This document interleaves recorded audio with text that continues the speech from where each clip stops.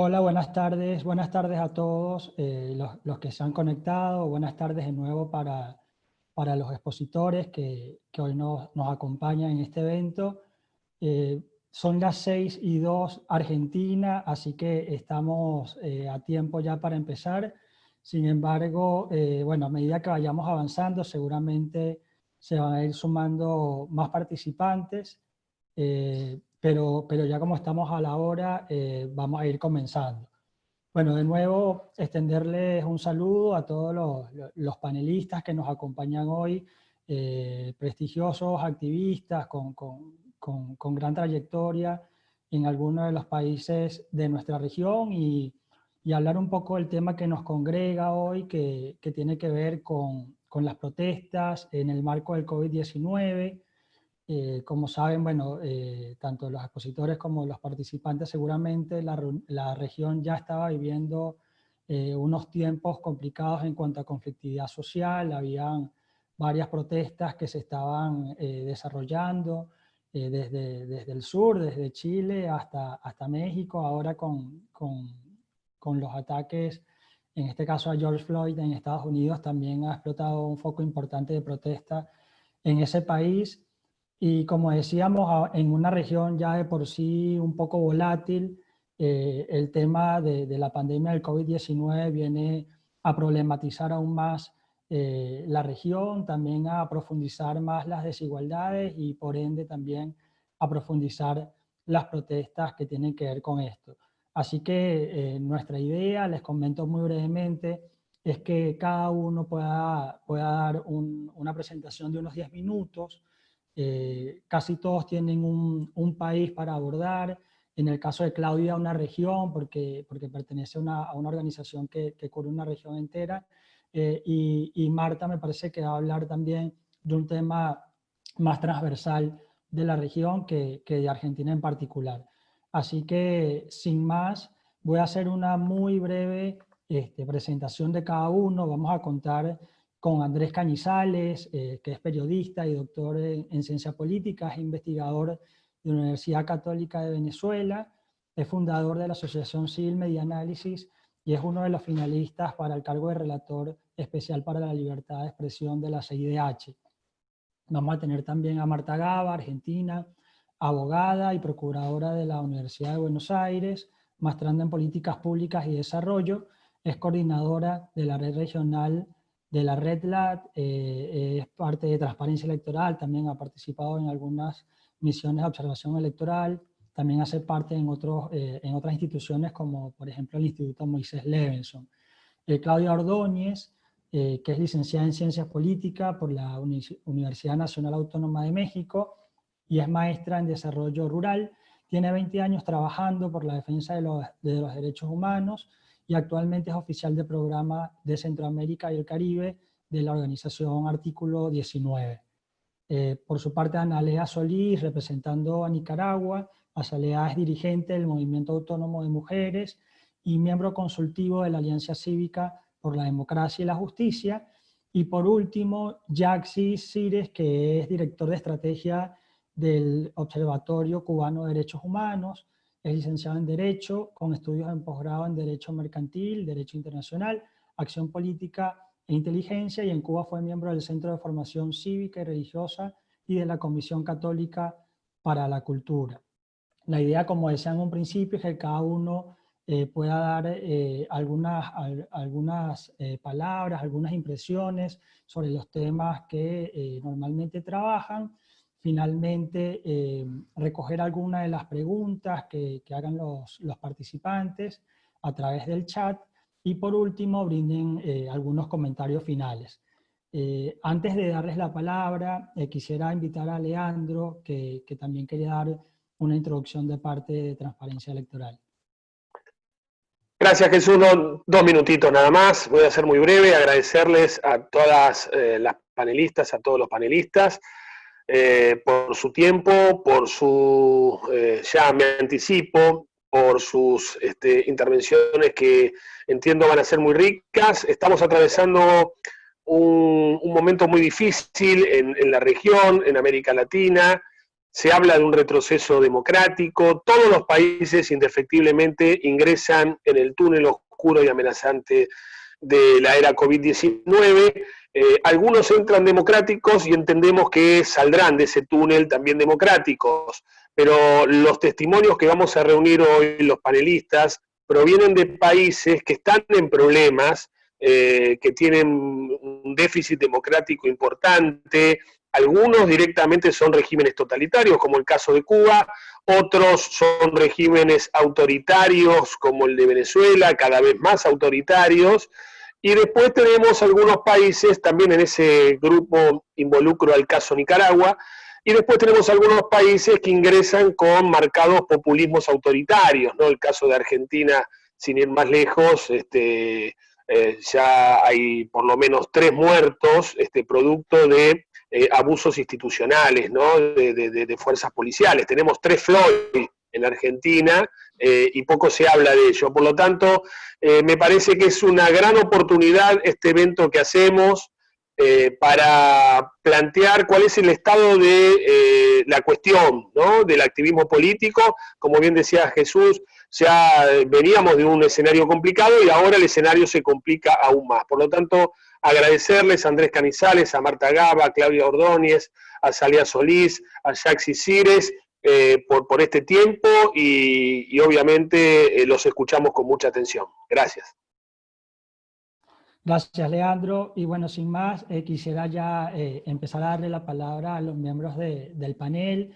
En este caso vamos a empezar con Andrés Cañizales de Venezuela. Ya hicimos una breve presentación de Andrés, pero decir que también esta presentación queda un poco chica. Andrés tiene casi 30 años, si no me equivoco, Andrés, trabajando como comunicador social, y también tienes una experiencia muy fuerte en organizaciones de la sociedad civil que tienen que ver con la recopilación o el registro de violaciones a los derechos humanos.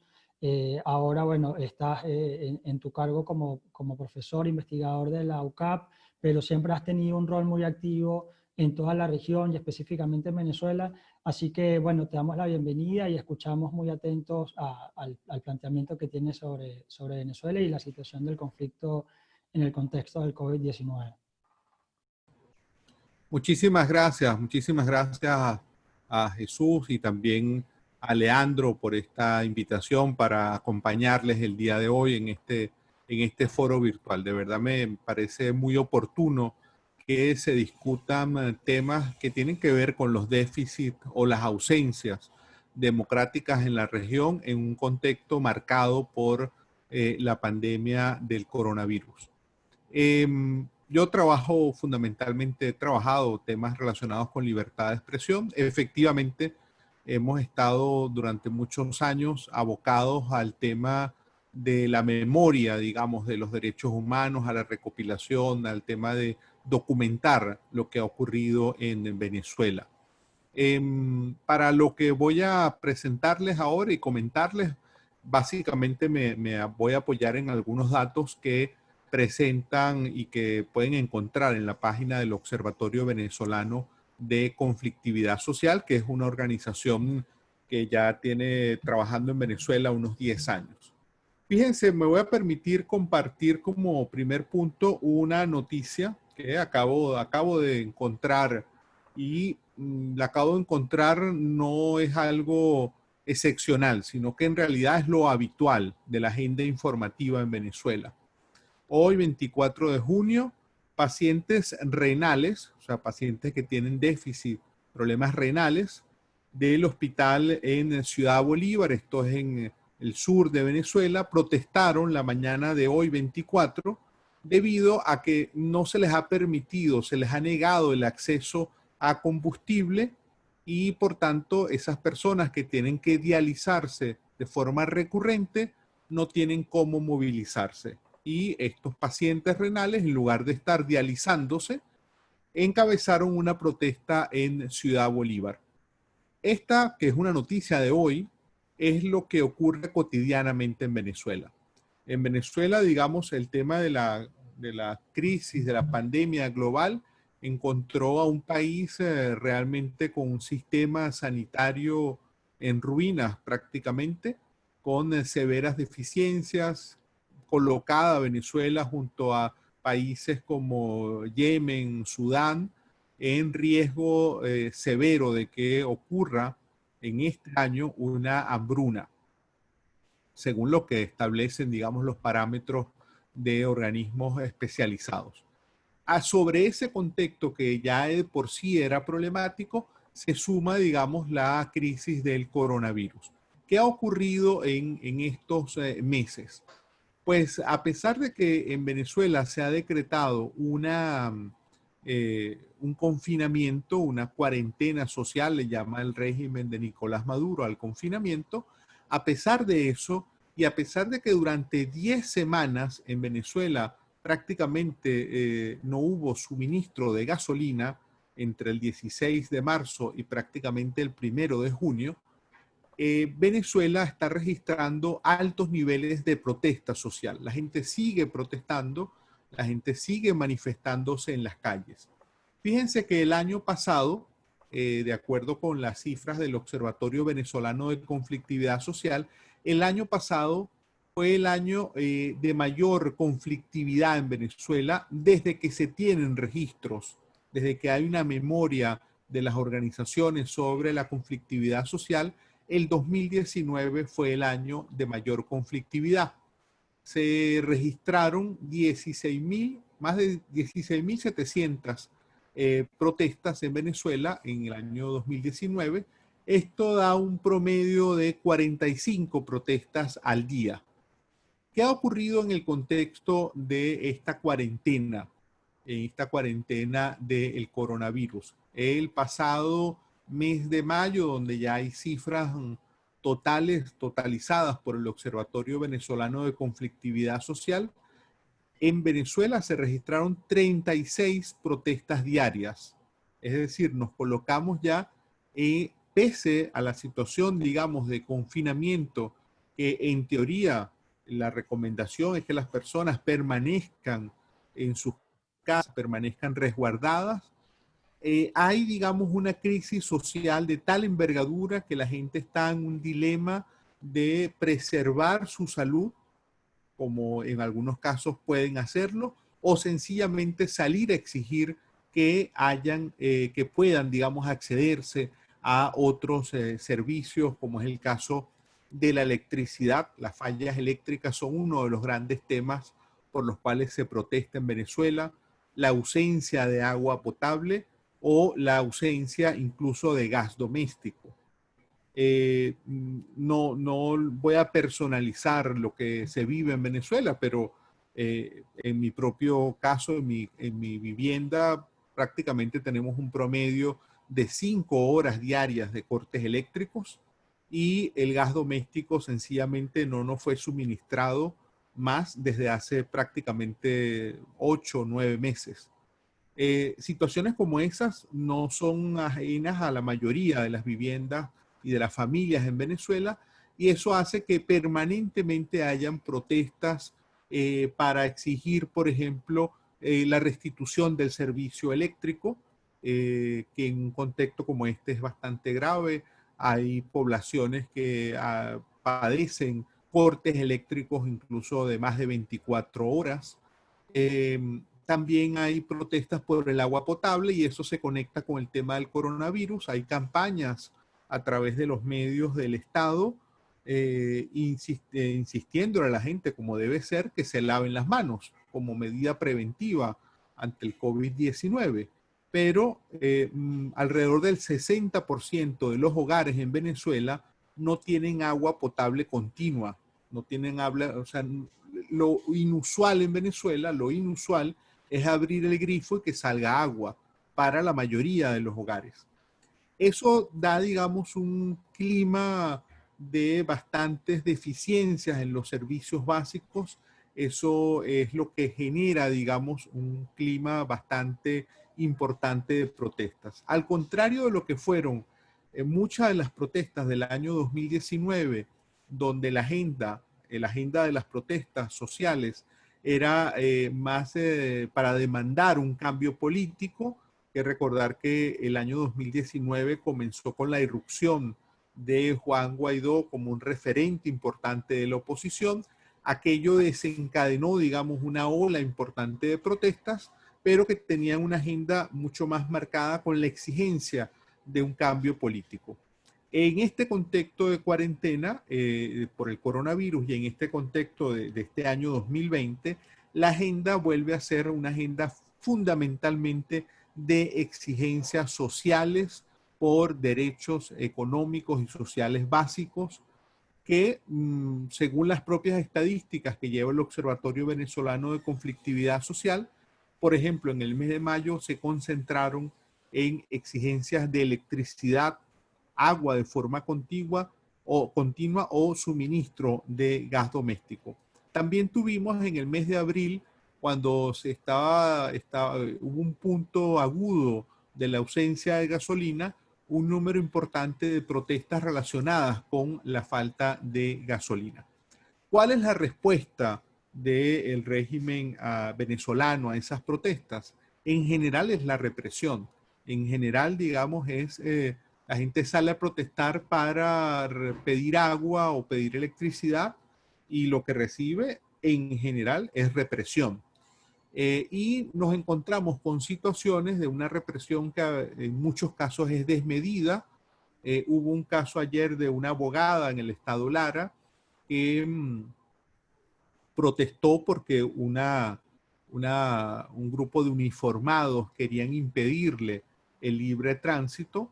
Esa abogada exigiendo, digamos, sus derechos al libre tránsito, a pesar de que haya una situación de cuarentena, no se ha derogado el libre tránsito en Venezuela, pues recibió una golpiza en plena calle, fue, digamos, vejada por una uniformada de la Guardia Nacional Bolivariana. Casos como ese son frecuentes en el país, o sea, es decir, no son situaciones excepcionales, sino que terminan siendo parte de la agenda. Y voy a cerrar con un caso que probablemente es emblemático de cómo se reprime la protesta en Venezuela. Tiene que ver con el sindicalista Rubén González. Él dirigía el sindicato de Ferrominera en la zona de las industrias básicas en el sur de Venezuela. Ya hace alrededor de una década ya Rubén González había estado detenido y el año pasado fue colocado nuevamente en prisión y condenado a 5 años sencillamente por encabezar una protesta sindical. Él estaba en las puertas de la empresa, que es una empresa del Estado, Ferrominera, encabezando una protesta pacífica de trabajadores exigiendo las mejoras, mejor remuneración, mejores condiciones para los trabajadores de esa empresa de Ferrominera, y Rubén González fue llevado preso y eso ocurrió en agosto del año pasado y rápidamente fue condenado a 5 años de prisión, que los está cumpliendo en este momento. Fue juzgado por la justicia militar, a pesar de ser un civil y de encabezar una protesta pacífica y civil. Eso creo que evidencia de alguna manera, es un caso emblemático de qué manera un régimen que niega las libertades responde ante el clima de protesta y de malestar social que se evidencia en el país. Muchas gracias y le doy paso a los siguientes panelistas.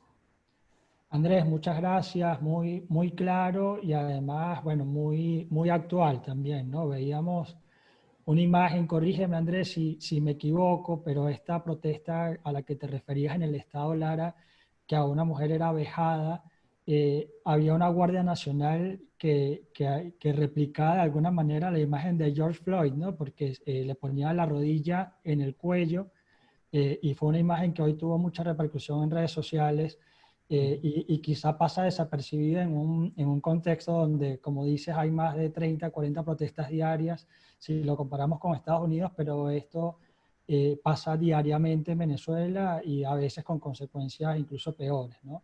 Sí. Sí. Así es, Jesús.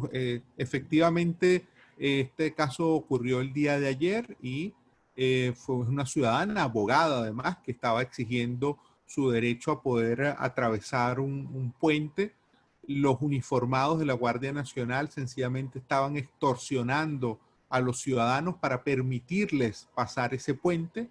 Ella reclama sus derechos y sencillamente es colocada, un agente de seguridad le monta la rodilla sobre su cabeza, la golpean salvajemente y además en este momento esa abogada sigue detenida y la persona que la reprimió goza de libertad.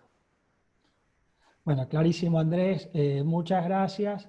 Les recordamos a todos los participantes que pueden ir planteando sus preguntas vía chat y al final de las exposiciones se las vamos a plantear en los comentarios finales a todos los expositores.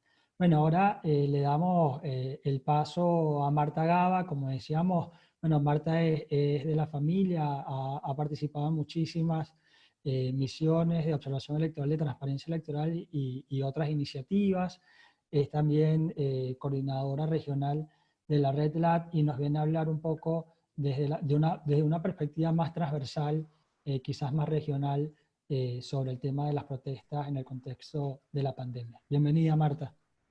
Hola, es un gusto, me siento en casa, es obvio. Lo mío es transversal porque, no saquen cuentas, por favor, pero hace más de 20 años que trabajo con activistas en el tema de capacitar en herramientas y en tecnologías para poder llevar adelante las campañas y tratar de no ser a veces observados por el Estado. Últimamente estuve trabajando con gente de Cuba, así que estoy bastante al tanto de toda la problemática de poder dar a difusión, ¿no? Y a mí lo que me venía preocupando estos días, desde que estamos acá encerrados, es 2019 venía como un año muy prolífico en protestas y en la gente en la calle y haciendo notar sus demandas. Y de repente había una vez el coronavirus, el COVID, apareció y el mundo se tiñó de COVID. Estamos viendo todo a través del cristal del COVID. Da la impresión que uno pone la televisión, lee diarios, escucha la radio y es todo el mismo tema. ¿Cuánta gente hay infectada? ¿O qué personas fallecieron? ¿Dónde?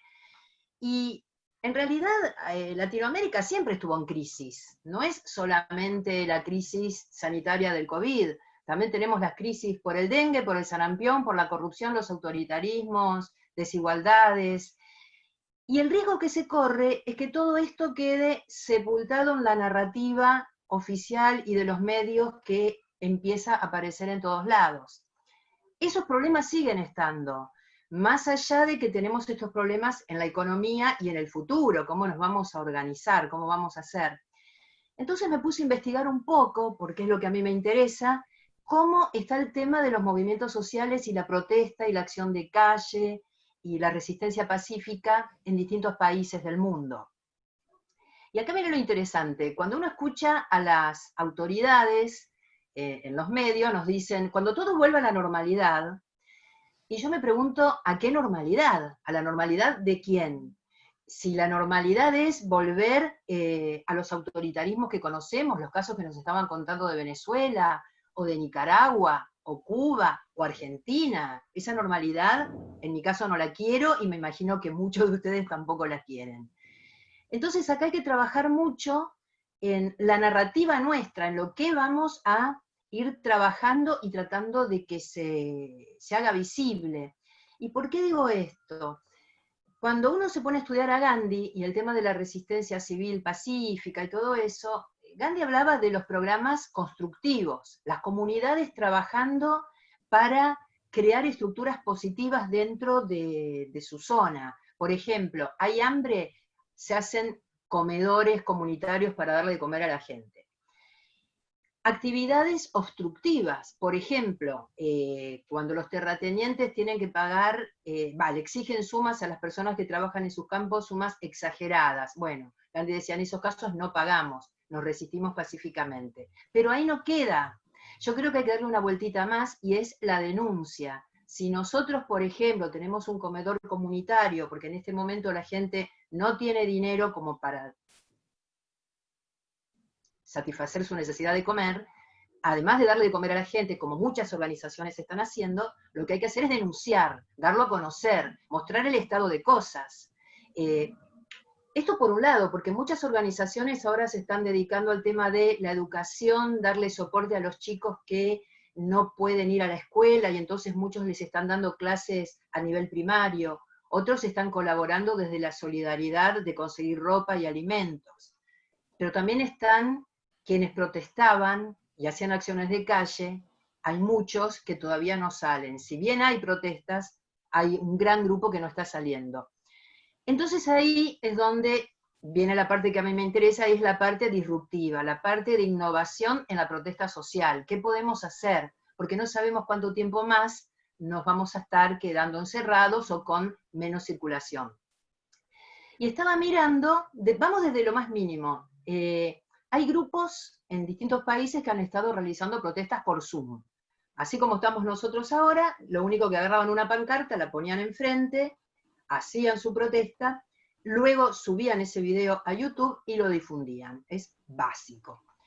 Pero en Estados Unidos hubo un grupo que estaba protestando porque McDonald's los tenía en condiciones bastante malas de trabajo, y no contentos con hacer la manifestación por Zoom, la proyectaron en una pantalla gigante y la empezaron a circular sobre un vehículo para que todo el mundo viera esa protesta. En Rusia, por ejemplo, se hicieron protestas aprovechando las aplicaciones de geolocalización. ¿Vieron esas que utilizamos cuando queremos saber si hay mucho tránsito, si hay mucha tranca, como dicen en Venezuela, para llegar a un lado a otro? Bueno, entonces lo que hacían con estas aplicaciones, buscaban en qué lugar estaba ubicado un ministerio, por ejemplo, y subían, en vez de subir la información de tránsito, subían su protesta. Entonces, si uno veía los mapas, si googlean, están las imágenes, las capturas de pantalla en internet de esas protestas virtuales. Uno entraba al mapa y veía montones de globitos con protestas pequeñitas de las personas que las subían. Por supuesto, las empresas que manejaban esto, como Yandex, las borraban enseguida las manifestaciones, pero se hacían.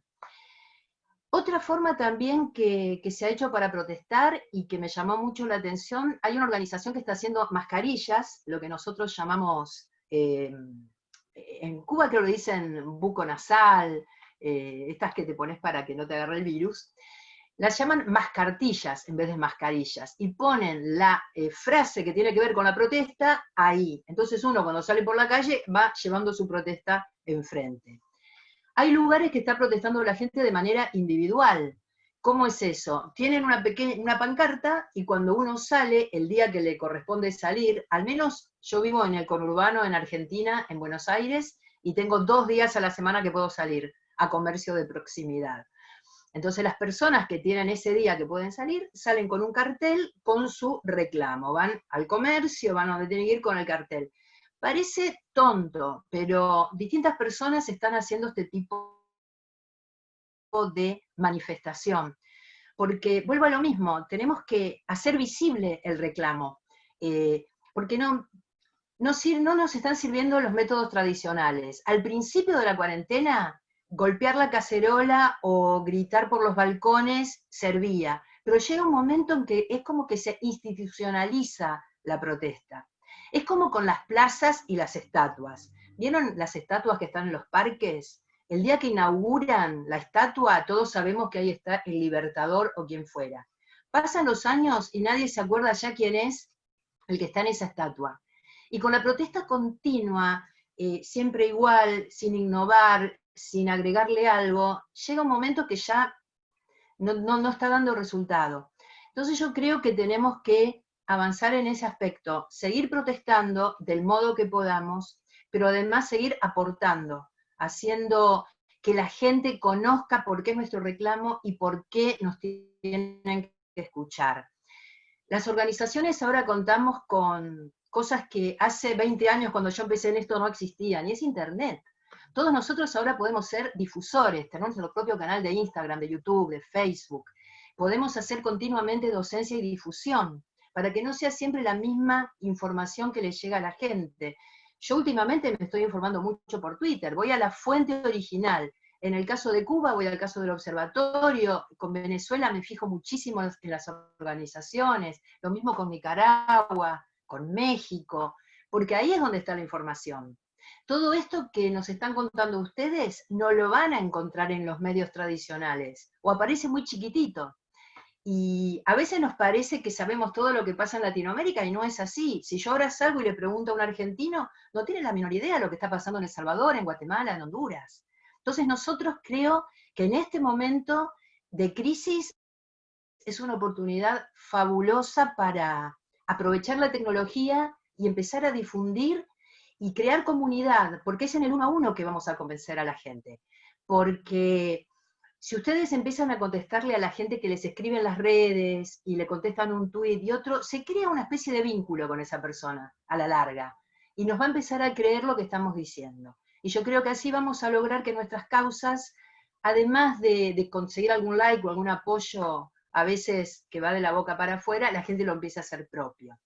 Y me parece que viene por ahí el tema. Y bueno, tratar de que la normalidad a la que volvamos no sea la normalidad que no queremos, sino que sea una nueva que podamos construir. Yo creo que lo valioso ahora es escucharlos a ustedes, porque lo mío es más instrumental, como les decía. Así que no quería ocuparles mucho tiempo, sino contarles cómo viene la historia de la protesta en este momento. Gracias. Muchas gracias, Marta, y muy interesante también las nuevas, como hablabas, las nuevas herramientas para la protesta, ¿no? Para expresar el descontento, mucho más ahora que al tema de las restricciones de las libertades propias de los autoritarismos de la región, se le suma esta justificación que han encontrado muchos líderes de aprovecharse del contexto de la pandemia para restringir aún más las libertades. Hemos visto muchas protestas, quizá Jaxis después en su intervención hable de eso, pero en Cuba se han dado también algunas protestas vía internet, que incluso han sido saboteadas por las autoridades, pero sí, y creo que comparto allí la idea de que es hora de alguna manera repensar los instrumentos o las herramientas para plantear las protestas. Bueno, Marta, más tarde volvemos con esto, con algunas de las preguntas, y ahora para seguir el programa le vamos a dar la bienvenida a Claudia Ordóñez. Como decíamos al principio, Claudia es parte de la organización Artículo 19, una prestigiosa organización internacional que ha trabajado muchísimo por visibilizar este tema. Claudia además tiene una perspectiva más amplia, más regional, porque Claudia trabaja en el radio de Centroamérica, no solo México, así que Claudia, te damos la bienvenida y para que nos cuentes un poco el trabajo que están haciendo desde Artículo 19. Muchísimas gracias, Jesús, y gracias a todas y todos por estar aquí presentes, participantes y pues interesadas en el diálogo y en el debate por la protesta social.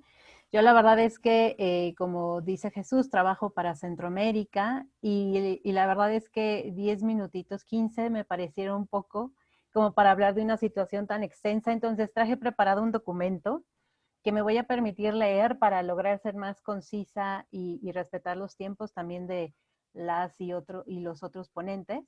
Entonces, bueno, pues la situación de crisis sanitaria vivida actualmente ha ocasionado la adopción de políticas públicas de emergencia que bajo el discurso de prevenir un mayor contagio en los países de Centroamérica han ocasionado un clima propicio para la obstaculización del ejercicio de derechos, tanto en su ámbito individual como colectivo.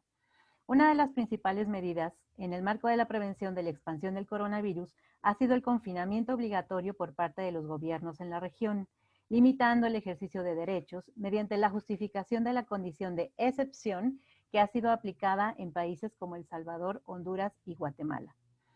Es preciso mencionar que no en todos los casos las medidas restrictivas de derechos responden a los principios de legalidad, necesidad y proporcionalidad, pues los medios que se utilizan para contener el peligro inminente deben ser proporcionales a las circunstancias, particularidades de la situación de emergencia y necesidades de la población.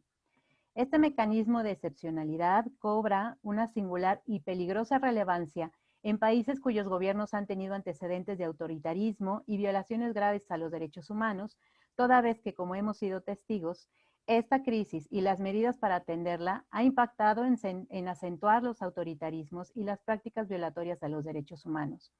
De esta manera, la criminalización de las personas defensoras, las amenazas y agresiones contra la prensa, la descalificación y criminalización de las personas y colectivos que protestan se han acentuado en Centroamérica, aunado a la descalificación de las demandas de la población.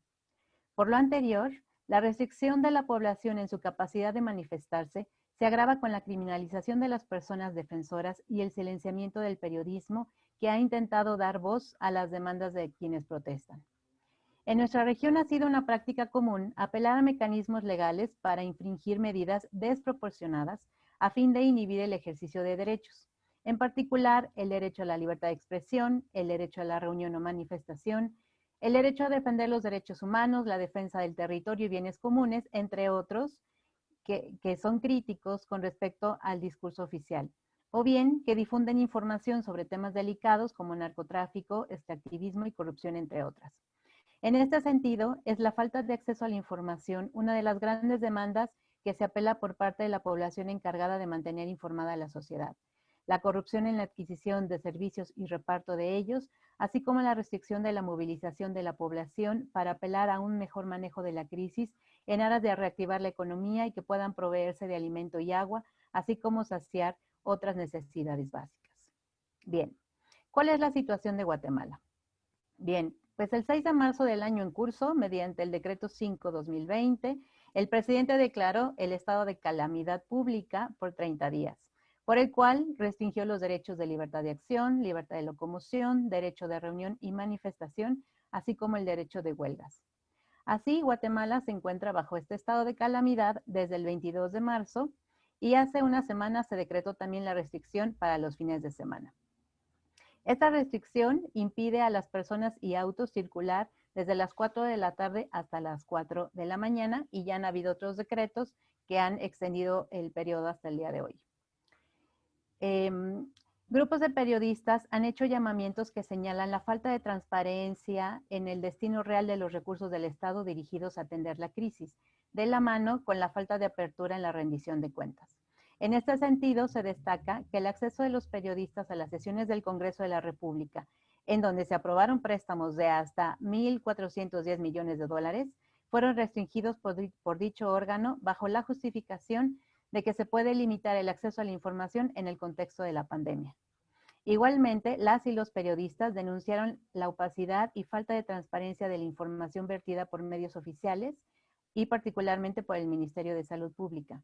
Ante ello, se han llevado diversos actos de protesta ante las instancias correspondientes, pero también en las redes sociales para denunciarlo. Sin embargo, no ha habido respuesta. Por otra parte, existe una demanda ciudadana importante, que es la falta de acceso a alimentos, ante lo cual personas sin familias han hecho uso de banderas blancas como forma de protesta. No obstante, la respuesta que el presidente dio fue desacreditarla, diciendo en cadena nacional que eran personas acarreadas con intenciones de hacerle daño. Las agresiones en redes sociales para desacreditar e insultar a quienes denuncian la falta de una política para surtir alimentos no tardó en aparecer. Por su parte, en varios municipios han habido movilizaciones para impedir las entradas de camiones con productos de empresas transnacionales como Gallo, Coca, Pepsi, en protesta porque a varios transportistas locales de alimentos no les permiten circular ni obtener una exención durante el estado de prevención. Ante estas protestas, la policía ha reprimido a las personas inconformes y su llamado a distribuir alimentos no ha sido atendido. Otro tipo de protestas las encabezan los médicos y el personal de salud, quienes se han declarado en Asamblea General ante la falta de pago de salarios durante 3 meses y la falta de materiales e insumos médicos para la atención a los enfermos. La respuesta mayoritaria ha sido la descalificación de ellos y ellas, aunado a señalamientos de parte del gobierno de que los hospitales están abastecidos. De acuerdo con defensores de derechos humanos en Ciudad Guatemala, es común encontrar en las esquinas a varias personas detenidas por la policía por haber violado el estado de prevención y sin cumplir con las medidas de seguridad sanitarias. La mayoría de estas personas son quienes tuvieron que salir para trabajar y poder conseguir alimentos. Por su parte, periodistas y personas defensoras que se han manifestado a través de redes sociales han declarado estar siendo víctimas de actos de vigilancia y espionaje telefónico a través de una aplicación que se llama Alerta Guate, la cual el presidente pidió a la sociedad que se descargara en sus celulares para tener informada a la población. Organizaciones dedicadas a la seguridad digital revisaron esta aplicación y comprobaron que a través de ella se accedía a toda la información contenida en los celulares. Bien, pues hasta ahí Guatemala. Ahora un poco de Honduras, todavía estamos en tiempo. Bien, pues el decreto ejecutivo emitido por el presidente de Honduras suspendió garantías constitucionales como la libertad de expresión, consagrada en el artículo 72 constitucional, así como la libertad de asociación y circulación. Tras una presión fuerte de organizaciones al interior y exterior del país, se logró su modificación, dejando de prohibir la libertad de expresión. Sin embargo, actualmente la medida de regulación solo permite la salida de las personas cada 15 días de acuerdo al número de su tarjeta de identidad. En Honduras se vive una situación grave en torno al derecho a la libertad de expresión de larga data, exacerbándose desde el año 2000, pasando por elecciones poco creíbles de 2009 y después el golpe de gobierno, en que la represión contra la opinión crítica frente al gobierno de Juan Orlando Hernández fue la regla, y por lo que las acciones tomadas ante protestas en Honduras se muestran como una continuidad en el contexto de la pandemia. Como lo observa el relator para la libertad de expresión de la Comisión Interamericana de Derechos Humanos, Edison Lanza, la falta de elementos fundamentales para la subsistencia hace imposible mantener el toque de queda impuesto para mitigar la propagación de la pandemia, ya que necesitan salir a buscar el sustento y trabajo. Asimismo, se ha hecho evidente que las protestas son consecuencia de la cuarentena, lo cual evidencia que son un grito de auxilio por personas que ya no saben qué hacer ante la situación y exigen que las autoridades hagan algo al respecto. Las protestas han sido numerosas y hay organizaciones que a lo largo del año, antes y después de la pandemia, han contabilizado 180. Particularmente se acentuaron en esta pandemia ante el clima de desempleo y de falta de asignación de apoyo económico. Las manifestaciones y protestas al sur de Tegucigalpa por el sector transportista también se han registrado en San Pedro Chula, Choloma, La Ceiba, Valle y Paz, y han sufrido ataques de represión directa por medio de las fuerzas del Estado mediante el uso de gas lacrimógeno. Como punto neurálgico de la contención de las protestas, la entrada en vigor del nuevo Código Penal, que será el próximo 25 de junio, tiene tipificados diversas conductas que, lejos de ser un delito, constituyen actuaciones en el marco del derecho a la protesta social en contradicción con los estándares internacionales de derechos humanos. En cuanto a El Salvador, entre las medidas legales adoptadas que inciden en el derecho a la libertad de reunión y asociación, se encuentra la declaratoria de estado de emergencia y el régimen de excepción. De ellos emanaron un grupo de normas que propició restricciones en derechos fundamentales a la población. Este conjunto de leyes se tradujo en una práctica violatoria de derechos humanos de la población debido a que los agentes de autoridad, tanto de la Policía Nacional Civil como miembros del Ejército, cometieron abusos contra la población. En menos de una semana se habían retenido a más de 600 personas que fueron enviadas a centros de retención, lo que para las organizaciones de derechos humanos fueron consideradas como detenciones ilegales. Durante el gobierno de Nayib Bukele ha sido notable el uso de las tecnologías de la información y la comunicación como herramienta principal para transmitir información institucional. El presidente también se ha valido de los medios digitales para deslegitimar a quienes critican sus políticas y a quienes protestan. La Asociación de Periodistas de El Salvador presentó en su informe trimestral 54 casos de vulneración a la libertad de prensa. Dicho informe indica que 39 de estas situaciones ocurrieron durante la emergencia de marzo-mayo y que al menos 9 de ellas fueron cometidas contra mujeres. Otras de las violaciones de derechos humanos que están siendo denunciadas de manera frecuente en el marco de la pandemia son los abusos de carácter policial y la exclusión de los servicios estatales que garantizan el acceso a derechos básicos. La protesta llevada a cabo en mayo pasado en contra de las condiciones en los centros de contención, las detenciones de quienes supuestamente se saltan la cuarentena, el manejo de la economía y los miles de salvadoreños varados en el exterior es solo un ejemplo del descontento social que ha dado forma a ambos alternativos de protesta para hacerse escuchar. La respuesta del presidente a este tipo de manifestaciones ha ido en orden de desacreditar este tipo de movilizaciones con declaraciones a través del uso de Twitter, como sus manifestaciones en contra de los videos por las protestas antes señaladas.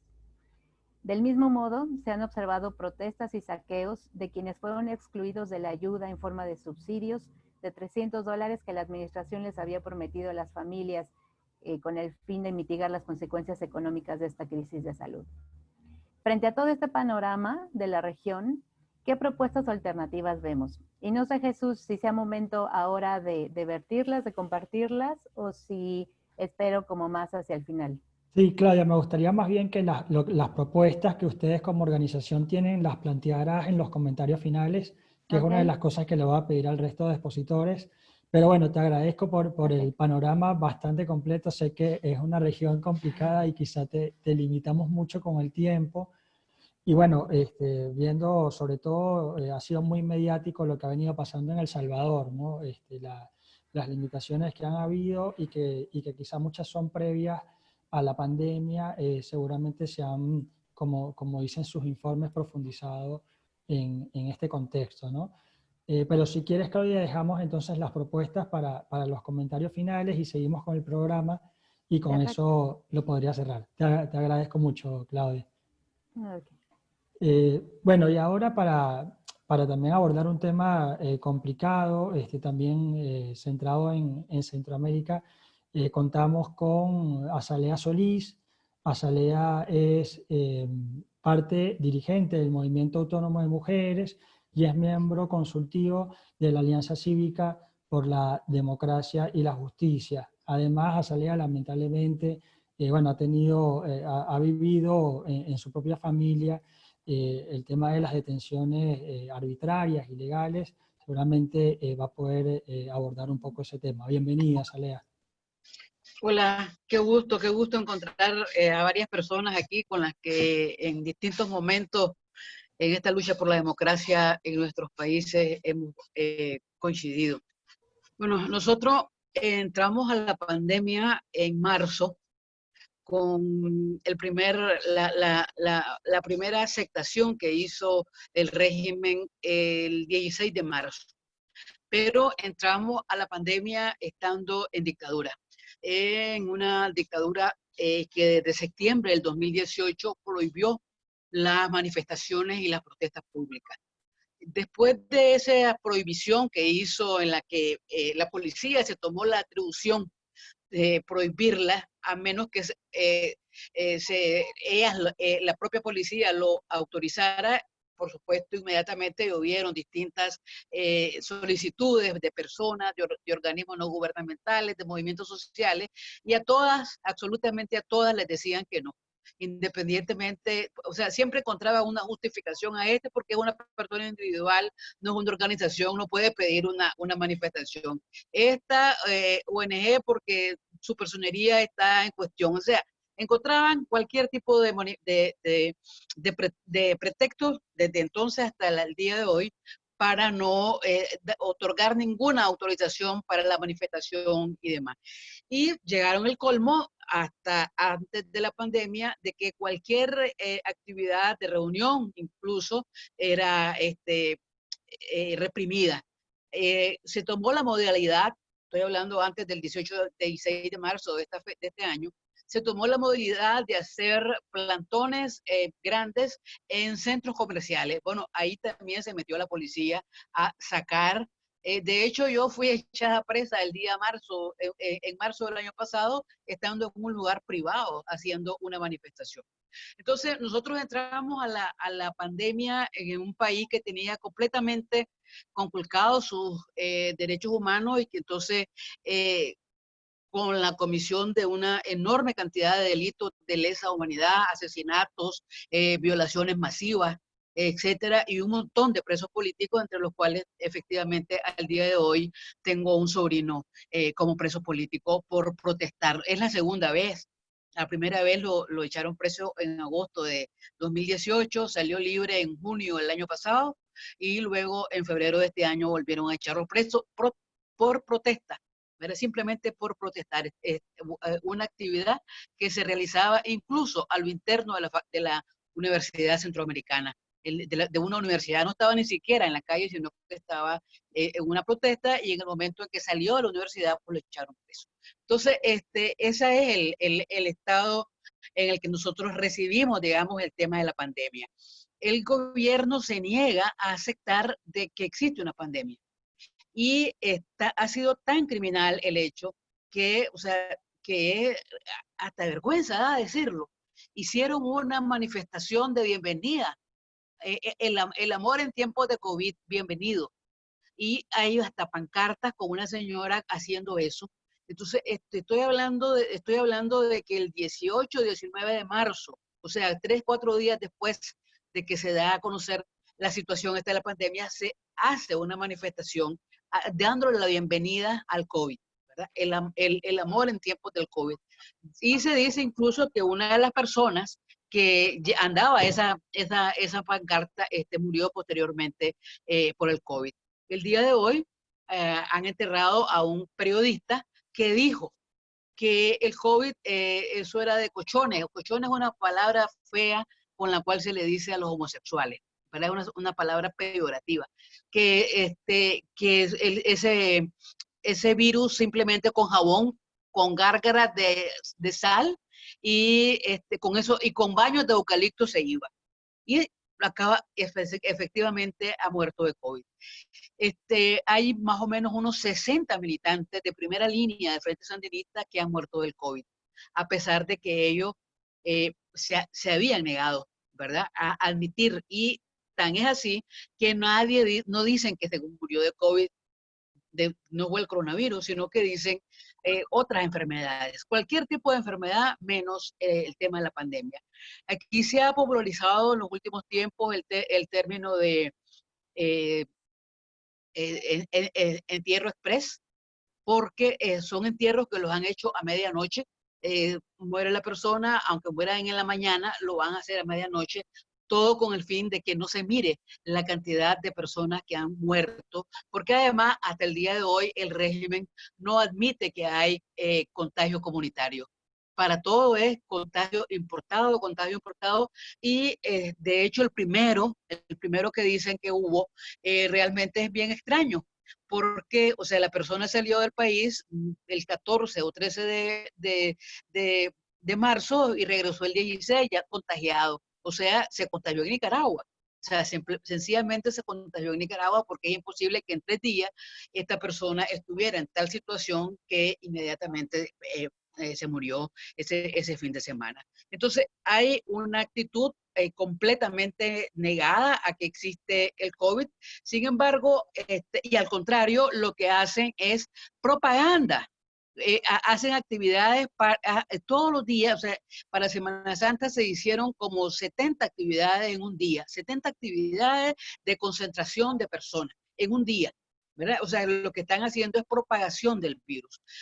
Por supuesto, lo que en Nicaragua lo que se ha hecho, y es un activismo muy importante, digamos, más allá de la protesta, es la activación de médicos, de las asociaciones médicas, de comités científicos, de unidades médicas, etcétera, distintos esfuerzos comunitarios para llamar a la cuarentena, a la autocuarentena, porque el régimen aquí no hay cuarentena, aquí no ha habido ninguna medida para evitar el contagio.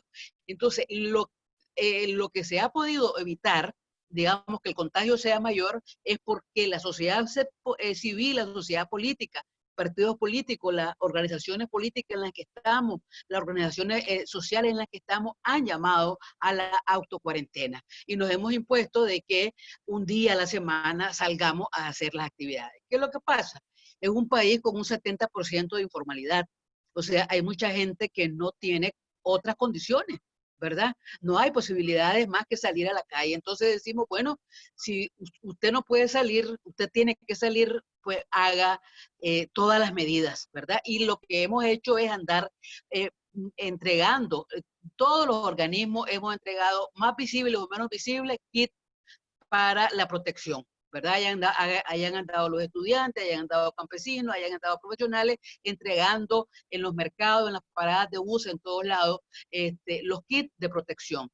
Porque el régimen llegó al colmo, que ya con la pandemia encima, le impedían y obligatoriamente, o sea, por obligación completa, con la posibilidad de castigo si no se cumplía, que el personal de salud no usara mascarillas, porque eso podía darle temor a la gente que iba a los policlínicos, a los hospitales. Entonces, para que la gente no sintiera miedo que ni los médicos ni las enfermeras murieran.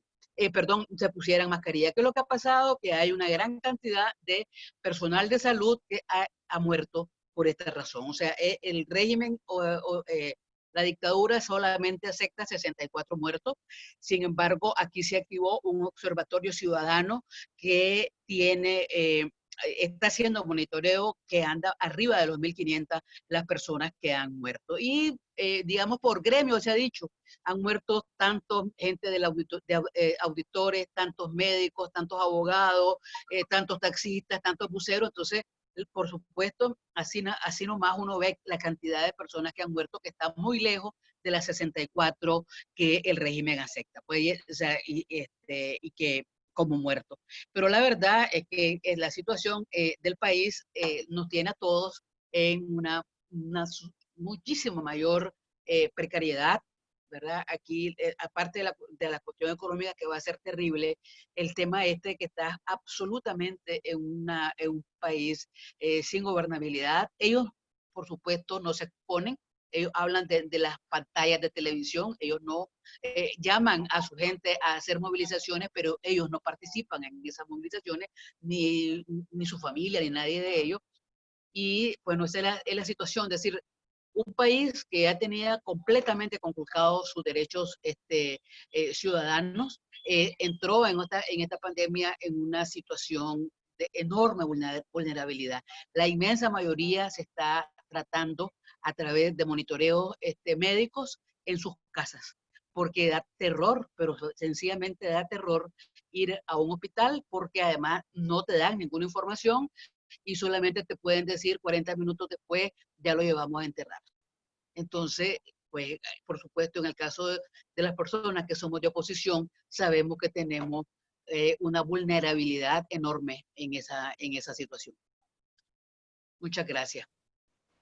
Azalea, muchas gracias por el testimonio preocupante. Si bien en algunos países hemos visto que no se han tomado las medidas suficientes para abordar esta pandemia, bueno, mucho peor es cuando directamente se niega la existencia de la pandemia y las consecuencias que causa, digamos, en la salud de los ciudadanos, una ciudadanía totalmente desprotegida, y se suma también a la ya débil institucionalidad nicaragüense.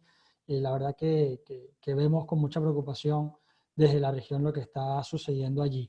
Luego en los comentarios finales te hacemos algunas preguntas al respecto.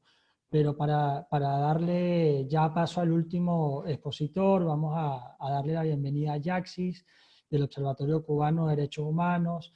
Yaxis, bueno, también imagino, me anticipo, ¿no? En un país que tiene un régimen que criminaliza la oposición, que ilegaliza los partidos políticos y toda forma de disidencia, el abordar el COVID-19 y las protestas que puedan surgir en este contexto tampoco debe ser una tarea fácil para la sociedad civil.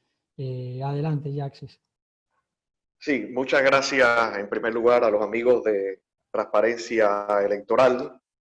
Ha sido muy interesante todos los planteamientos y los testimonios que hemos escuchado, y uno va encontrando a veces determinados puntos de conexión, aunque siempre hay que hacer la salvedad de que Cuba es una sociedad cerrada. Y nada, también teniendo en cuenta lo que hablaba de si la normalidad es a la que hay que regresar, como decía Marta, yo quiero hacer dos comentarios sobre la anormalidad o la situación anormal de la que venimos los cubanos. En primer lugar, ¿cómo llega Cuba o cómo llega la sociedad cubana a la crisis del COVID-19? Voy a resaltar dos elementos. En primer lugar, una profunda crisis económica por un modelo económico y social fracasado, en gran medida influenciado por la crisis del mecenas de Venezuela, y que ha acelerado el deterioro de los derechos sociales. También eso ha sucedido, se agudizó principalmente en 2019. De hecho, la crisis de abastecimiento fue tal que comenzó a circular ese fantasma para los cubanos de triste memoria, que es el periodo especial. Ya se decía que venía un segundo periodo especial. Y el segundo elemento de esa anormalidad de la que veníamos los cubanos tiene que ver con la represión política. La llegada de Miguel Díaz-Canel al poder no ha significado para Cuba un cambio en la dinámica represiva. Quizás sí en algunas tácticas, pero la esencia, el sello represivo del gobierno cubano se ha mantenido. Y eso se vio antes de la crisis del COVID-19, por ejemplo, en el tema de las detenciones arbitrarias, que como ustedes saben el observatorio las sistematiza, recoge información constantemente sobre ese asunto, el tema de los impedimentos de salida, principalmente de activistas que iban a reuniones internacionales, precisamente para denunciar la situación que se vive, los impedimentos de salida de las viviendas, las amenazas, etc. Esos son dos caracteres de la normalidad cubana con la cual llegamos a la crisis del COVID. Ya en la crisis del COVID, quisiera señalar al menos tres elementos para que un poco comprendan, aunque sé que hay personas que están informadas sobre el tema cubano, pero comprendan un poco lo que sucedió principalmente en el mes de marzo. En primer lugar, Cuba es uno de los últimos países de la región en cerrar las fronteras. Es decir, el gobierno cubano estaba como una especie de negación, aunque hay quien interpreta de que en realidad se trataba de aprovechar el mayor tiempo que se pudiera precisamente por el tema de la crisis. Y por eso los mensajes eso de una funcionaria de turismo diciendo los turistas que vengan a Cuba serán bien recibidos. Y bueno, precisamente por eso hay también la propaganda de que había un medicamento cubano, de que el clima cubano ayudaba a combatir el coronavirus, y eso incidió, o eso tuvo como consecuencia que fueron los últimos, o fuimos de los últimos en cerrar la frontera. Esto es un dato muy importante por algo que voy a explicar ahora. En segundo lugar, Cuba no declara, o el gobierno cubano no declara el estado de emergencia. Es decir, lo que se puso fue una especie de estado de emergencia de facto. A pesar de que la Constitución prevé esa situación excepcional, Cuba no la declara. Y en tercer lugar, sí sucede un recrudecimiento de las limitaciones y las violaciones a las libertades y derechos humanos. Ese es el escenario en el que se tiene que mover el activismo y en el que se tiene que mover los ciudadanos cubanos, el pueblo cubano. Y yo diría que, en primer lugar, y por qué decía que es importante lo de la demora en el cierre de fronteras, el activismo que en Cuba, no solo es activismo político, activismo social y político, tomó mucha fuerza en las redes sociales, rápidamente se adaptó a esta nueva situación y se volcó a las redes sociales. Y en un primer momento, aunque se dice poco cuando, a pesar de que es una cuestión reciente, se saca muy pocas lecciones sobre esto, uno de los primeros objetivos o campañas, aunque no fue estructurada, fue precisamente pidiendo el cierre de fronteras.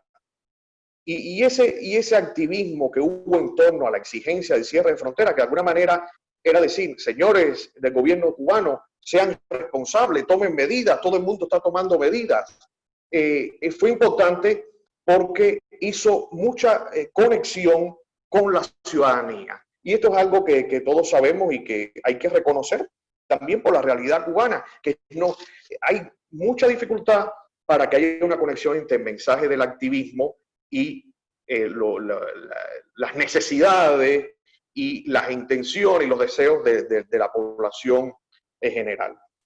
El segundo elemento es que el activismo se ha concentrado en denunciar la situación socioeconómica que hay en el país.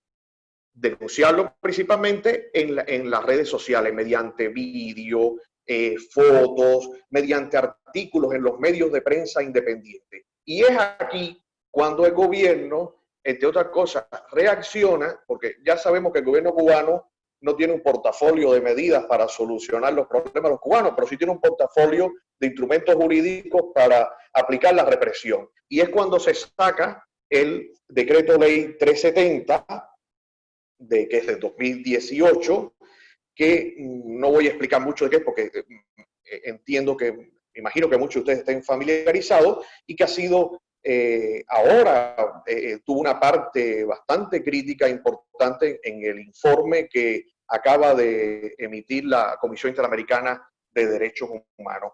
Y esa es la respuesta principal al activismo, la respuesta del gobierno. Y son las multas esas importantes, en torno a 3.000 pesos cubanos, que son al cambio en torno a $120, pero estamos hablando de varios, más de 5 salarios mínimos en Cuba. Imagínense que un salario medio en Cuba puede estar en $25, pero por ejemplo un funcionario en Cuba gana hasta el equivalente a $16, es el salario mínimo de un funcionario al mes, o de una persona jubilada viene siendo en torno a $9.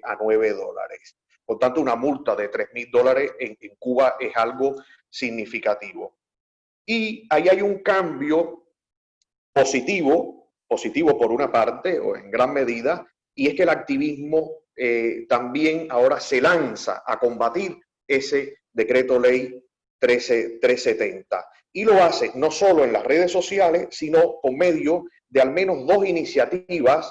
La primera fue presentada por un grupo de colaboradores, 2 colaboradores del Observatorio Cubano de Derechos Humanos ante la Asamblea Nacional del Poder Popular, utilizando el derecho constitucional que se plantea, el derecho a hacer sugerencias, a plantear quejas a las autoridades, pidiendo que se declaren inconstitucionales 2 artículos del decreto ley 370.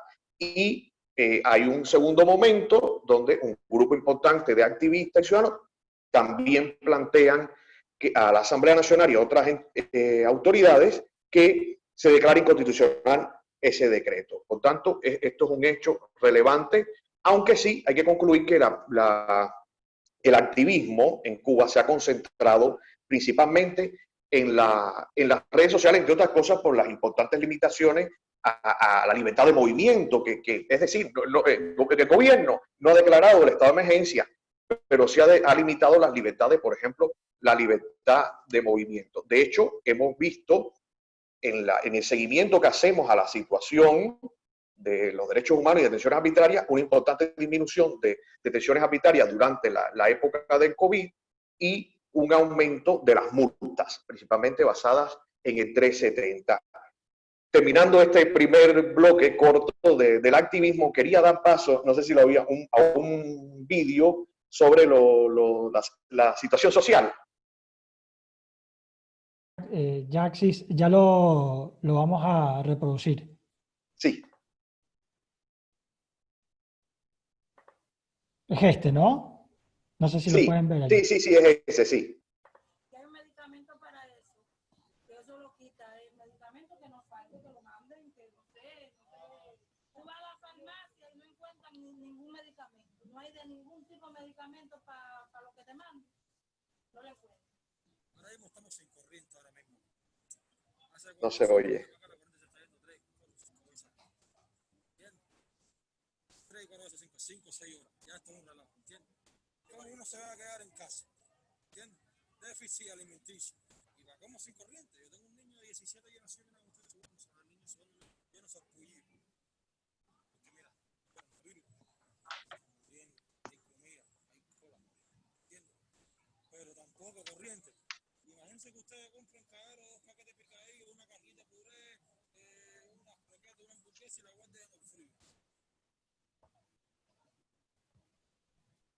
Esta gente está aquí muchas desde la madrugada, Desde la madrugada me decían, bueno, ya a esta hora, me imagino que hay muchos que hayan ya desistido de seguir en la cola, porque miren la hora que es y el camión no ha llegado. Y como les dije, hay días que el camión no llega, entonces la gente desiste y se va. Sí, esas imágenes no sé si se pudieron escuchar bien, pero bueno, había unos letreros explicativos. Las utilizo para entrar en el segundo bloque de reflexión rápida que voy a hacer y tiene que ver con la protesta. Es decir, la protesta en Cuba es muy similar a lo que decía el amigo Andrés al inicio sobre la situación venezolana. En este caso, no ocurre por una motivación netamente política. Ya sabemos que en un régimen totalitario todo es política, pero yo sé que ustedes me entienden cuando el pueblo más bien está iniciando su conciencia de derecho a protestar en relación o motivado por la situación socioeconómica que se está viendo. Y esa situación socioeconómica está presente en esas imágenes que reflejamos por de la ausencia de el déficit de medicamentos. Es muy difícil encontrar medicamentos, el problema de la alimentación, el problema de la electricidad, a lo que se refería Andrés en Venezuela, en Cuba también, el problema del agua. Recientemente el observatorio presentó los resultados de una encuesta sobre los derechos sociales en Cuba y en todos estaba desaprobado el gobierno cubano a la hora de garantizar esos derechos.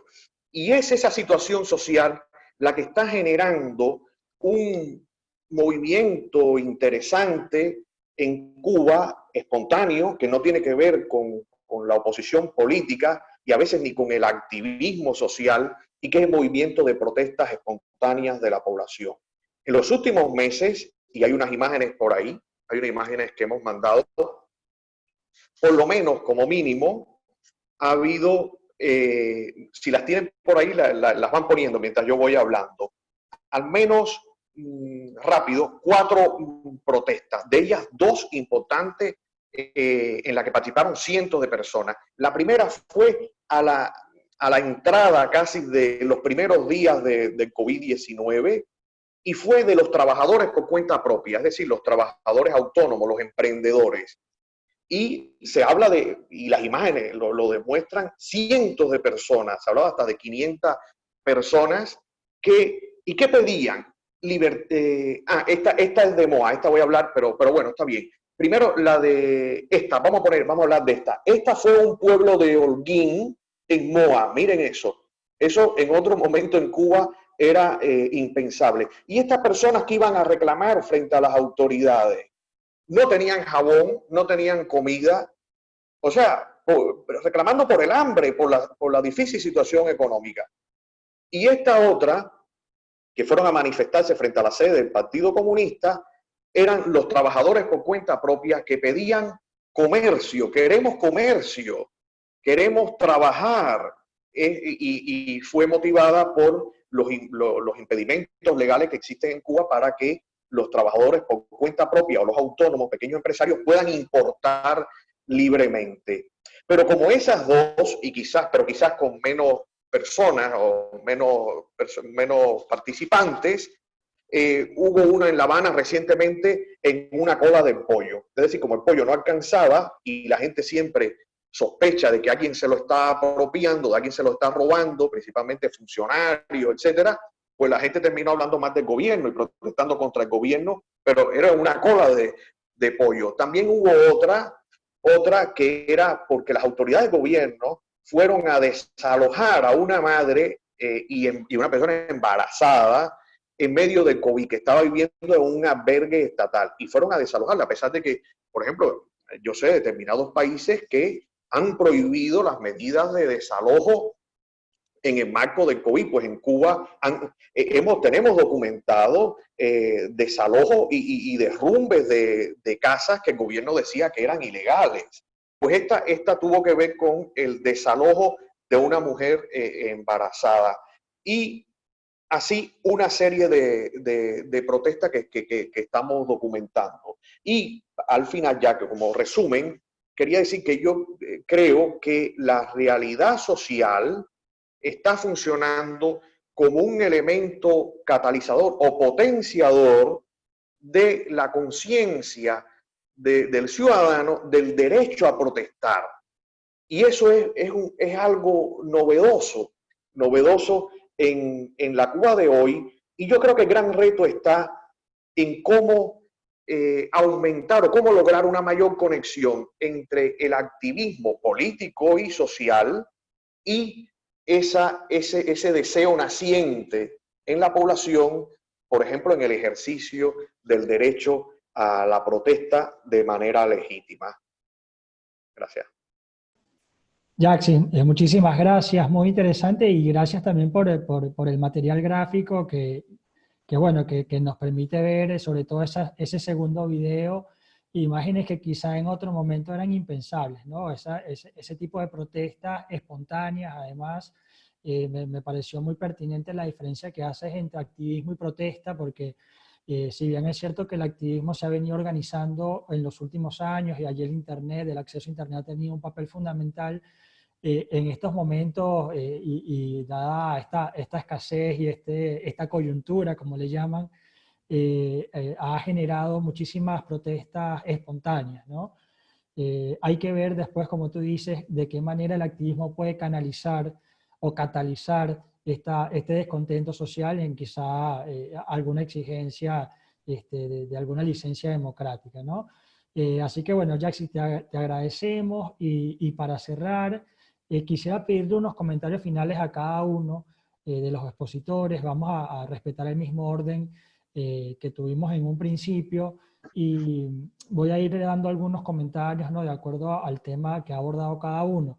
En el caso de Andrés, me gustaría preguntarle, bueno, como activista, con la trayectoria que tiene en distintas organizaciones de la sociedad civil, además de su trabajo académico, ¿qué herramientas existen hoy o tienen los ciudadanos venezolanos hoy para poder registrar toda esta serie de irregularidades que se vienen dando en las protestas en el contexto del COVID-19, y de qué manera pueden plantear algún tipo de restricción a los poderes excepcionales que se ha atribuido el gobierno de Nicolás Maduro, y que, por cierto, no son nuevos? Ya hay estados de emergencia en Venezuela desde hace tiempo, muchísimo antes de la pandemia del COVID-19, pero qué herramientas en un contexto donde la Asamblea Nacional está declarada en desacato por el Tribunal Supremo de Justicia, y su accionar se ve muy limitado, de qué manera la sociedad venezolana puede limitar las decisiones del Ejecutivo venezolano, Andrés. Muchas gracias, Jesús. Gracias por la oportunidad. Creo que estamos en una situación paradójica, cruelmente paradójica. ¿En qué sentido? Hay un clima generalizado de rechazo hacia el gobierno de Nicolás Maduro, hay un clima de malestar, pero parte de la estrategia que ha llevado también adelante el régimen en Venezuela es desacreditar, cooptar a los actores políticos de oposición. Hoy no tenemos en Venezuela una unidad opositora para hacer frente al gobierno, sino que se ha fraccionado, ha implosionado lo que era la alternativa democrática.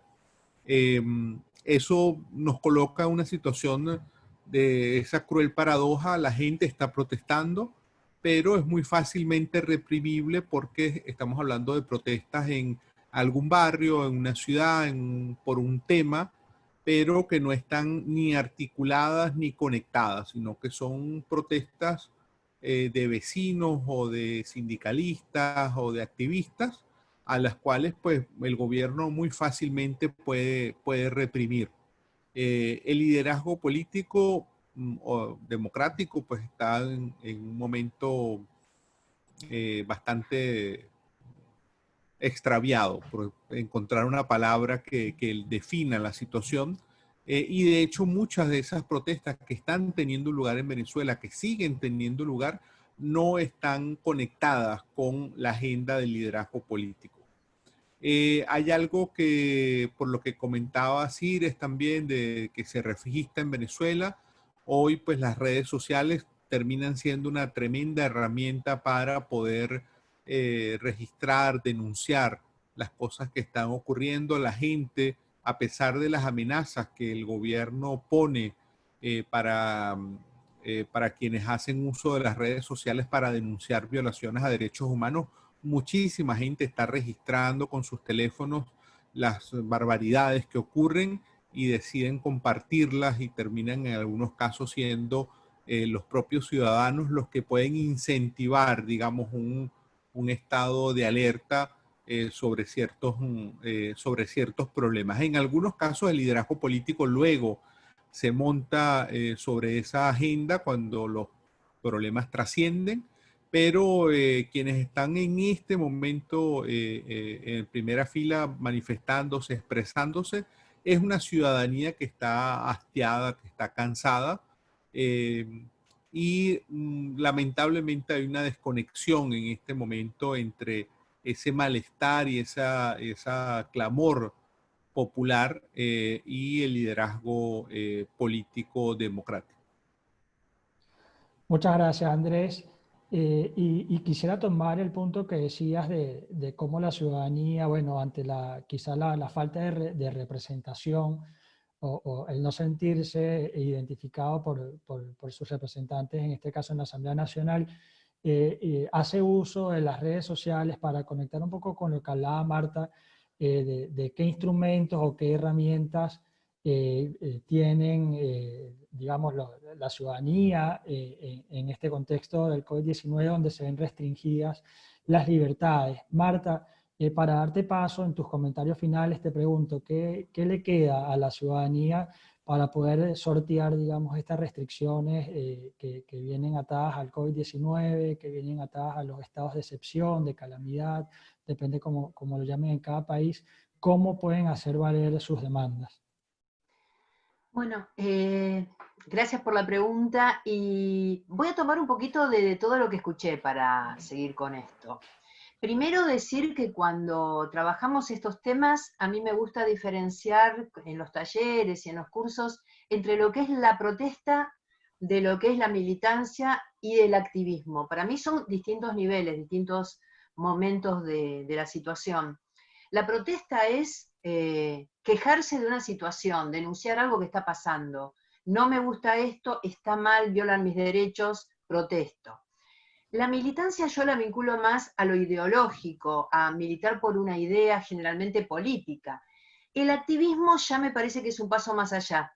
Estoy denunciando una situación, pero además quiero cambiarla, quiero activarme, quiero hacer un paso más para que esto cambie. No me quedo en la protesta, avanzo un poquito más.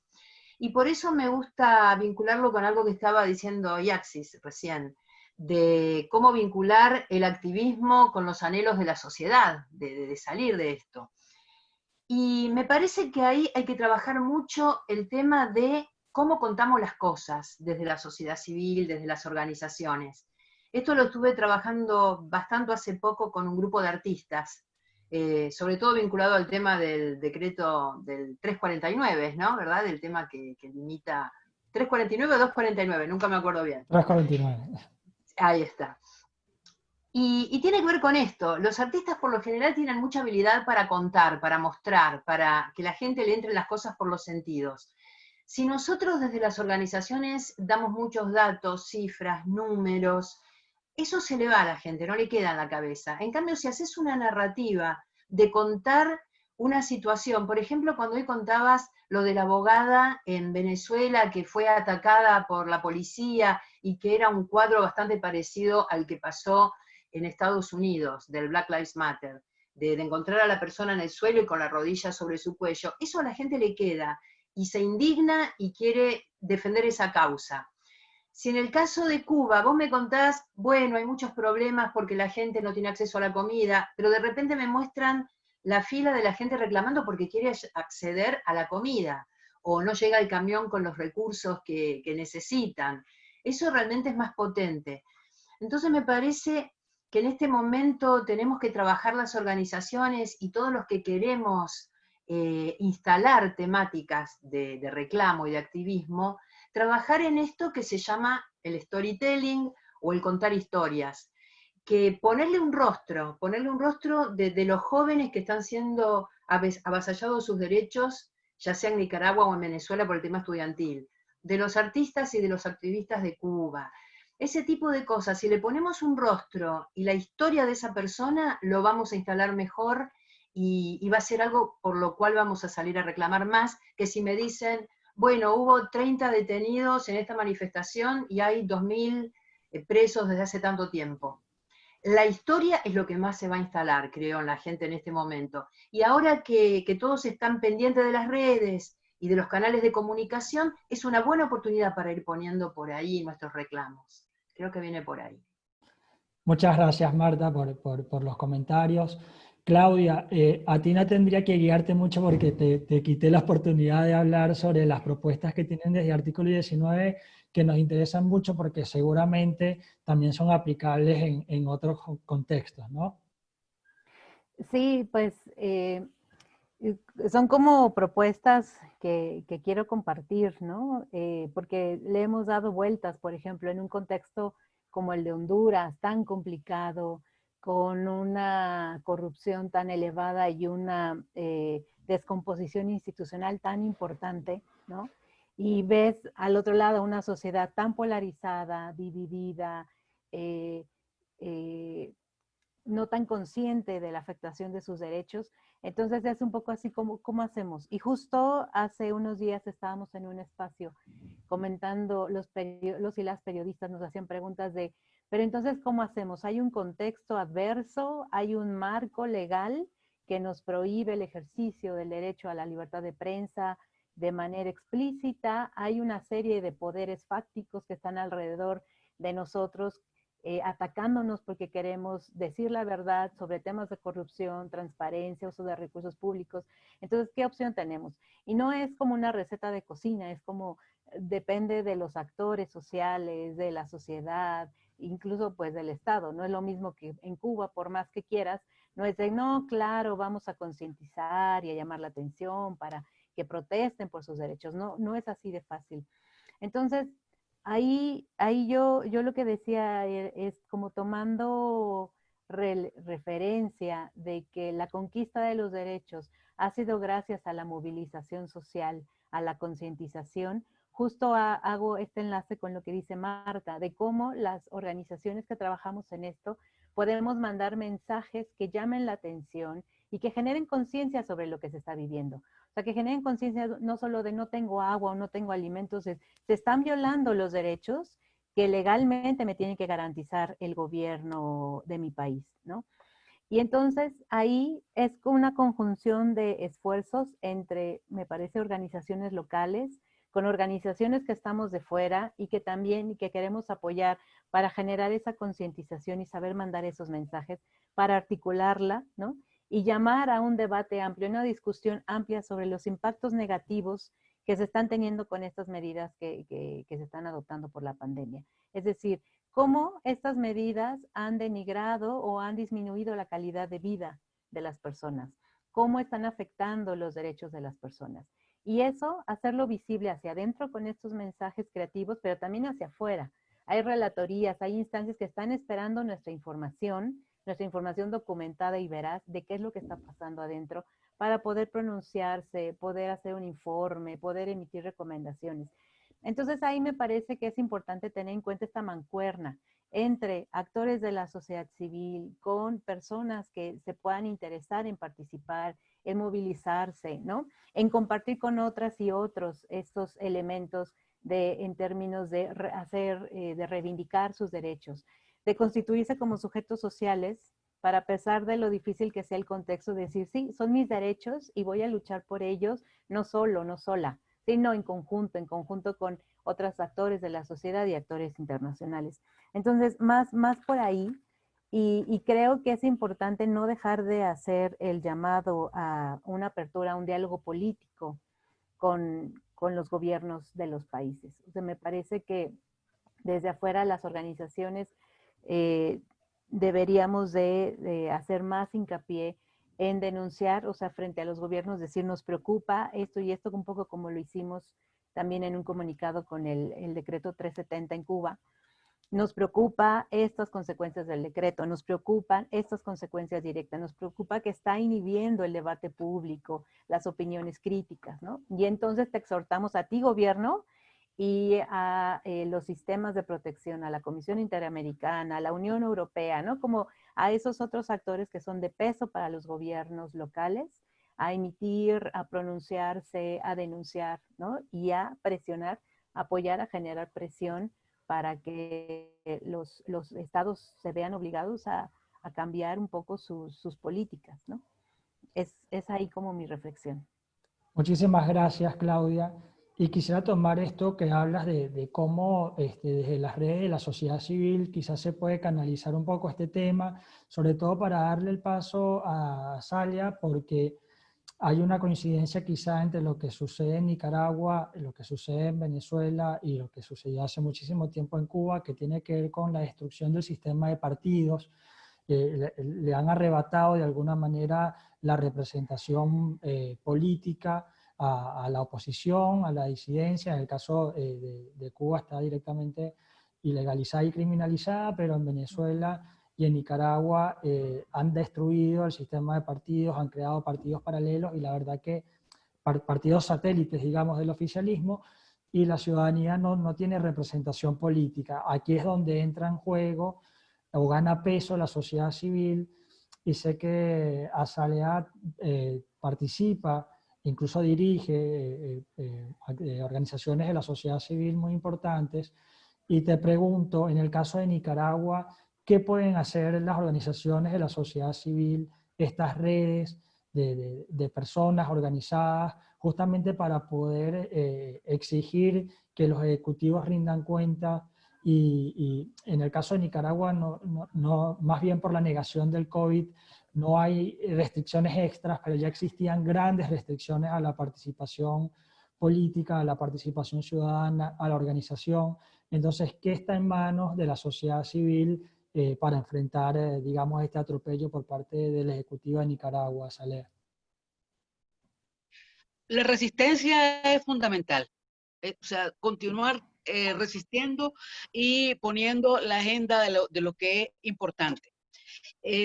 Digamos, la agenda diaria antes de la pandemia estaba la liberación de todos los presos políticos, no solamente los que están en cárcel, sino los que fueron sacando los 700, más de 700 presos políticos que hubo en algún momento, porque en realidad no están libres, porque no han sido declarados inocentes, ¿no? O sea, todavía tienen en algunos casos un montón de restricciones y hay todos los días una enorme represión.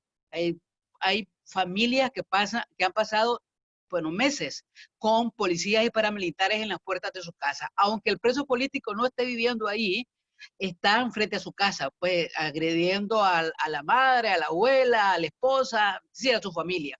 Entonces, el tema de esa agenda de la restitución de los derechos ciudadanos, la liberación real de los presos políticos, de los que están afuera, de los que están adentro, es sumamente importante. Sí, continúa siendo importante. Ahora en el tema de la pandemia, la resistencia está en defender la vida, no hacer caso a los llamados del gobierno, a las movilizaciones del gobierno, tener efectivamente la autocuarentena, defender la salud, demandarla, o sea, hacer énfasis en el papel importante de primera línea que hacen los médicos. Aquí este es un país con escasez de médicos y el gobierno ha corrido especialistas. O sea, hay algunos especialistas que yo ni sabía que existían y que menos pensaba que en Nicaragua hubiese ese tipo de especialistas, los han corrido de los hospitales simplemente por decir que en Nicaragua hay pandemia. Entonces, yo creo que eso continúa siendo necesario, que la autogestión de la ciudadanía, el autogobierno de la ciudadanía. Aquí la verdad que nos estamos autogobernando, a la par de que la única acción gubernamental real que funciona es la represión. Entonces, la defensa de la vida y la salud es de autogobierno. Y, por supuesto, en términos políticos, nos corresponde seguir construyendo la unidad frente a la dictadura. Hay un 70% de ciudadanía nicaragüense que está demandando unidad de todas las fuerzas opositoras de manera transversal. sin criterios de ideología política o sea, ningún criterio en ese orden. Una unidad sin exclusiones, se dice constantemente. Y eso es lo que está demandando la ciudadanía. Y aparte de eso, aunque hay una enorme desesperanza de muchos, al punto de estar pidiendo que se desconozca al gobierno, que perfectamente se puede hacer, pero ¿qué tiene eso en términos prácticos? En términos prácticos, alguna gente cree que puede haber un gobierno de transición. Realmente no hay condiciones para que eso pueda ocurrir, aunque por supuesto que nosotros eso lo quisiéramos, ¿verdad? Entonces, la inmensa mayoría, más del 50% de la ciudadanía, plantea siempre la salida cívica y la salida cívica a través de elecciones. Entonces nos toca construir la propuesta electoral, porque aquí destruyeron completamente todo el sistema electoral, y por el otro lado nos está correspondiendo construir la propuesta política de hacerle frente a la dictadura a la par de los otros elementos, ¿verdad? Liberación de presos políticos, restitución de derechos y defensa de la vida y la salud en el marco de la pandemia. Por ahí, o sea, y como te digo, lo más importante de todo esto es que es el autogobierno, ¿verdad? De parte nuestra. Así como en el año 2018 fue autoconvocado toda la protesta que el gobierno le llamó golpe de Estado, fallido golpe de Estado, pues en este caso se trata de autogestionar, de autogobernar. Muchísimas gracias, Azalea. Y por último, quisiera darle el paso a los comentarios finales de Yaxis con un comentario quizá de mi parte, viendo que efectivamente la irrupción del acceso a Internet de alguna manera ha mejorado lo que tiene que ver con la organización o la asociación de algunos colectivos en torno a algunas demandas que se están planteando. Ahora se suma quizá la debacle de la economía venezolana y ahora le sumamos también los efectos de la pandemia. Ya que estamos ante una oportunidad de que la sociedad cubana pueda canalizar de alguna manera su descontento de manera transversal y plantear realmente o exigir realmente algunas licencias democráticas en Cuba. Sí, sin duda. Bueno, en primer lugar agradecerles nuevamente esta oportunidad que nos han dado y de escuchar estos testimonios. Se te silenció. Se abre un momento interesante, directo que me están llamando. Se abre un momento interesante en Cuba a partir obviamente, de la crisis que ya venía, es una crisis acumulada de 60 años de un sistema socioeconómico fracasado, pero que ahora sin duda se agudiza con la crisis esta del COVID-19. Yo creo... Se volvió a silenciar. Perdona, es que me han entrado dos llamadas. Es una oportunidad que se abre, pero necesitamos que haya un activismo y una oposición también consciente de este momento. Es decir, si las minorías guiadoras no toman conciencia del momento que se está viviendo, no van a poder estar a la altura de lo que el país necesita. Y en ese sentido quiero transmitirle algo a ustedes. En primer lugar, darle las gracias a ustedes, porque aquí hay representantes de organizaciones latinoamericanas. Nunca la sociedad civil cubana, nunca los activistas cubanos habían tenido tanta solidaridad. Y solidaridad que viene de cerca, de Latinoamérica. Y eso es algo muy importante. Pero bueno, ya saben que a veces al lado de un agradecimiento también viene el reto. Y el reto que yo identifico y en que ustedes nos pueden ayudar es, ayúdennos a acabar con esa especie, diría yo, que endogamia que a veces padecen los activismos o la oposición en un país que yo identifico que creo que en Cuba en parte existe. Es a veces ese activismo que se mira mucho a sí mismo y que a veces olvida los problemas de la gente. Y ustedes, América Latina tiene mucha experiencia, los movimientos sociales en América Latina tienen mucha experiencia en causas que sirven y que se identifican con la población. Eso es importante. Hay que ayudar al activismo cubano a que deje de ser en parte endogámico y que deje de creer en la singularidad cubana. En Latinoamérica, por eso es bueno que este tipo de encuentro, porque cuentan los problemas que hay en cada país. Los cubanos no somos los únicos que tenemos problemas en este mundo. Y en segundo lugar, romper esa endogamia o ese círculo que impide hacer conexión con la situación de los ciudadanos en Cuba, que como tú dices, va a ir de mal en peor. Y por tanto se abre un momento importante para exigir al gobierno cubano que haga reformas urgentes, profundas e integrales. Muchas gracias. Jackson, muchísimas gracias y quisiera, bueno, extender el agradecimiento a todos los expositores. La verdad que cada uno desde su perspectiva y desde el campo en el que trabaja nos ha dejado muy buenas impresiones. Yo creo que esto que dice Jaxis es muy importante, ¿no? Los movimientos activistas muchas veces sufren o padecen de esta endogamia, ¿no? Entonces son círculos quizás muy pequeños y yo creo que el evento de hoy muestra que hay demandas transversales en toda América Latina, ¿no? Que tienen que ver con el verdadero respeto de las libertades, con los problemas asociados a la corrupción, a la pobreza, a la desigualdad, y que puede haber y debe haber una agenda transversal donde todas estas demandas sean tomadas en cuenta. Así que volverles a agradecer a todos los panelistas por el tiempo, a todos los que participaron, y también invitarlos a seguir trabajando, a seguir creando redes, de manera que podamos justamente hacer valer y visibilizar todas estas demandas. Así que muchas gracias y seguimos en contacto. Hasta luego. Mucho gusto. Gracias a todos. Gracias. Saludos, gracias, saludos. Adiós.